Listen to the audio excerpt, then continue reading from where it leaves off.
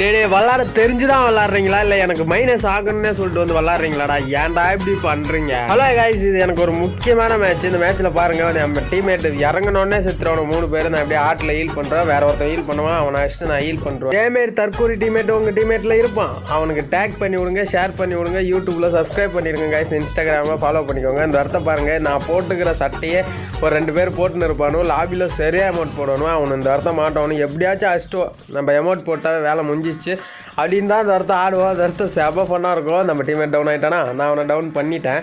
இப்போ மறுபடியும் ஒருத்தன் மேலே இருந்து இறங்கி அடிப்பான். இவன் தான் அமௌண்ட் போட்டான், சரி அமௌண்ட் போடலாம் அப்படின்னு சொல்லிட்டு உட்காருவோம். வந்து அடிச்சிட்டா, டே அவனை எப்படியாச்சும் அடிச்சிட்றா அப்படின்னு சொல்லிட்டு அவன்கிட்ட கத்தி அவனை எப்படியே டவுன் பண்ணியாச்சு.